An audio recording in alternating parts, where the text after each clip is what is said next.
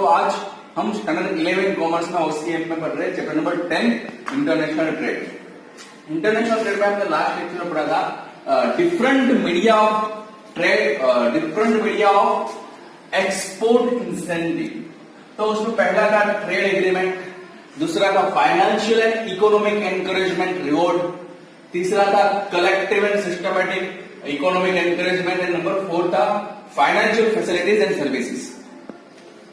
आज हम बाकी के 5, 6 एंड 7 नंबर पढ़ने वाले हैं। 5 नंबर है non economic facilities. Government economic encouragement के साथ साथ कई बार नॉन इकोनॉमिक एनकरेजमेंट या नॉन इकोनॉमिक फैसिलिटीज भी देती है ताकि लोगों को एक्सपोर्ट करने के लिए एनकरेजमेंट मिले। Number 1 is provide necessary information for export. Export के लिए बहुत सारे इंफॉर्मेशन चाहिए। से फॉर एग्जांपल आप जिस प्रोडक्ट को बना रहे हैं, प्रोड्यूस कर रहे हैं, उसका फॉरेन मार्केट में डिमांड के साथ अभी उसका रेट क्या है, अभी आपको कौन सी प्रोडक्ट प्रोड्यूस करनी चाहिए, राइट। कस्टम ड्यूटी में क्या चेंजेस आ रहे हैं, एक्सपोर्ट के लिए जो अलग अलग परमिशन लेनी पड़ती थी एंड अलग अलग टैक्स पे करना पड़ता था, उसमें क्या चेंजेस आने वाला है। तो ये सब इंफॉर्मेशन एक्सपोर्ट के लिए बहुत नेसेसरी होती है जो गवर्नमेंट एक्सपोर्टर्स को प्रोवाइड करती है। देन आफ्टर गवर्नमेंट क्या करती है, train and prepare man power required for the production of export वर्दी प्रोडक्ट्स। ऐसी प्रोडक्ट्स जो एक्सपोर्ट करने लायक है, एक्सपोर्ट कर सकते हैं और एक्सपोर्ट कर रहे हैं लेकिन और ज्यादा एक्सपोर्ट करनी, तो ऐसे एक्सपोर्ट करने वाले प्रोडक्ट को प्रोड्यूस करने के लिए गवर्नमेंट मैन पावर को ट्रेन भी करती है और प्रिपेयर भी करती है। ये भी एक बहुत बड़ा नॉन इकोनॉमिक फैसिलिटी बोल सकते हैं। नंबर 4 है promote among exporters and give award to one who export the most. Government क्या करती है, कंपनीज को प्रमोट करती है, राइट। जितने भी एक्सपोर्टर कंपनी है, राइट, उसको गवर्नमेंट प्रमोट करती है कि आप है ना कंपटीशन करो, राइट। एक्सपोर्टर की जो कंपनी है उसको क्या करती है, उनके बीच में कंपटीशन करवाती है, आप कंपटीशन करो और गवर्नमेंट उसको अवार्ड भी देती है वो एक्सपोर्ट द मोस्ट, राइट। सबसे ज्यादा जिसने एक्सपोर्ट किया उसको गवर्नमेंट की ओर से कुछ अवार्ड मिले, तो ऐसा कंपटीशन प्रमोट करती है government. Then after provide information about the export market. Export market, right, अभी एक्सपोर्ट करने के लिए मार्केट में क्या है या एक्सपोर्ट मार्केट क्या है उसकी इंफॉर्मेशन गवर्नमेंट प्रोवाइड करती है बंदे को, एक्सपोर्टर्स को, राइट। उसके अलावा गवर्नमेंट ये बहुत अच्छी चीज करती है कि जो स्ट्राइक हो रही है, लॉकआउट हो रहा है, राइट, ये सब इलीगल एक्टिविटीज है ऐसी फैक्ट्रीज में जहां पे एक्सपोर्ट ओरिएंटेड प्रोडक्ट प्रोड्यूस करी जाती है, राइट। एक्सपोर्ट के लिए जो प्रोडक्ट प्रोड्यूस करी जाती है उसमें स्ट्राइक एंड लॉकआउट क्या है, इलीगल। तो ये है non economic facilities provide by government to exporter, right. Number 6 most important question, SEZ says special economic zone, right. SEZ, S माने तो स्पेशल, E माने तो इकोनॉमिक, Z माने तो जोन।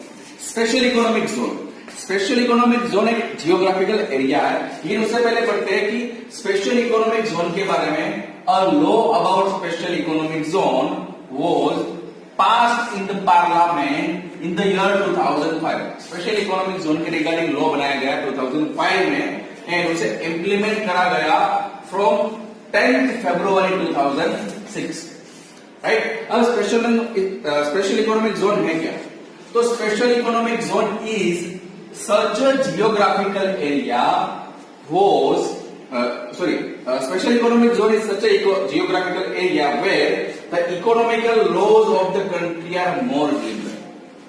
मतलब इकोनॉमी के रिगार्डिंग गवर्नमेंट के जो भी कायदे कानून होंगे वो स्पेशल इकोनॉमिक जोन में ज्यादा लिबरल हो, मतलब गवर्नमेंट बहुत सारी छूट छाट देगी। जैसे कि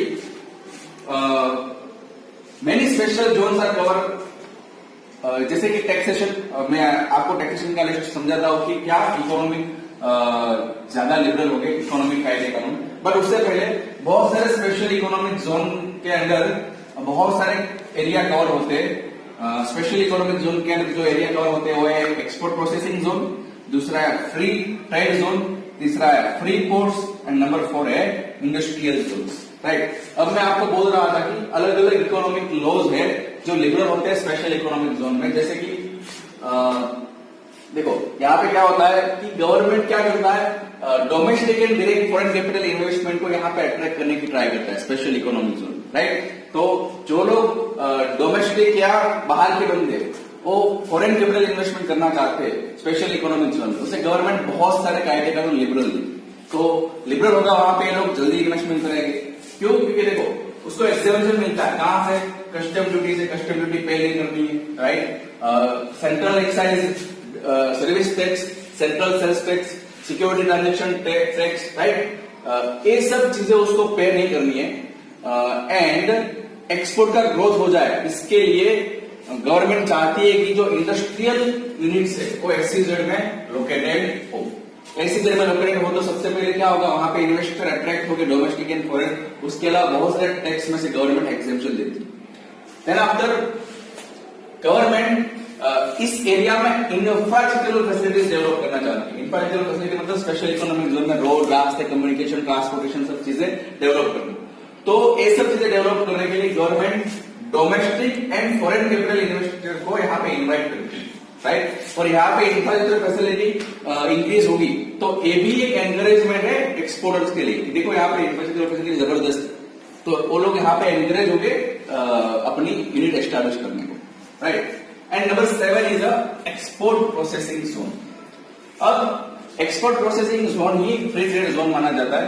दोनों का मतलब सेम है, दोनों सिनोनिम्स है एक दूसरे को, they are synonyms to each other, export processing zone and free trade zone, right. Export processing zone का मतलब क्या है? With export processing zone government want to attempt to obtain foreign export on large scale by way of export promotion, right।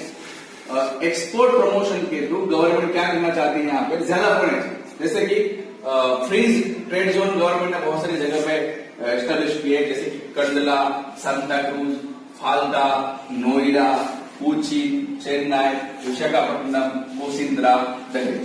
Kosindra Dwarka के पास है और दहेज है भरूच के पास, राइट। फ्री ट्रेड जोन में अभी एक्साइज ड्यूटीज है या फिर रेगुलेशंस ऑफ फाइनेंशियल ट्रांजेक्शंस है या फिर कंट्री के इनसाइड हो या फॉरेन कंट्री में हो या फिर कोई लेबर लॉज हो, ये सब बहुत ही लिबरल्स है। लिबरल्स इसलिए है ताकि एक्सपोर्ट यहाँ पे एनकरेज हो पाए, राइट। अगेन रिपीट करता हूँ, एक्साइज ड्यूटीज, राइट। तो फाइनेंशियल ट्रांजेक्शन जो होते हैं उसके रिगार्डिंग कुछ कायदे कानून होते हैं। आपको inside country and outside the country कुछ ट्रांजेक्शन करना है, फाइनेंशियल ट्रांजेक्शन, तो ये भी बहुत लिबरल होते हैं। कोई लेबर लॉज है, लेबर को लगता कायदा एक, तो वो भी बहुत लिबरल होता है एक्सपोर्ट प्रोसेसिंग जोन में, राइट। गवर्नमेंट एश्योरेंस देती है free processing export processing zone में कि आपको प्राइमरी फैसिलिटीज जैसे कि road, electricity, water supply, communication facilities, continuous supply of good quality of raw material मिलेगा ताकि आपकी इंडस्ट्री कंटिन्यूस चालू रहे एंड प्रोडक्शन होता रहे, राइट। उसके अलावा गवर्नमेंट यहाँ पे लेटेस्ट इंफॉर्मेशन भी एक्सपोर्टर्स को प्रोवाइड करती है, जैसे कि मार्केट की पोजीशन कैसी है डिफरेंट प्रोडक्ट के लिए, राइट। जो अलग अलग प्रोडक्ट है उसकी फॉरेन कंट्रीज में मार्केट पोजीशन कैसी है। उसके अलावा आपको कोई नए कंट्री में एक्सपोर्ट करना है कि वहां करना है तो वहां की पॉलिटिकल सिचुएशन कैसी है, राइट। वहां पे ट्रांसपोर्ट फैसिलिटी कैसी अवेलेबल, इन सब चीजों के रिगार्डिंग भी गवर्नमेंट इंफॉर्मेशन देती है एक्सपोर्ट प्रोसेसिंग जोन में जो बंदा एक्सपोर्ट कर रहा है उसे, राइट। तो again trade agreement, different media of export incentive में पहला है ट्रेड एग्रीमेंट, दूसरा है financial and economic encouragement board, तीसरा है collective and systematic economic encouragement, number 4 है financial facilities and services, number 5 is non economic facilities, number 6 is a SEZ special economic zone and number 7 is a export processing zone. Next lecture में हम पढ़ेंगे import procedure. आज के लिए इतना ही, thank you for the day.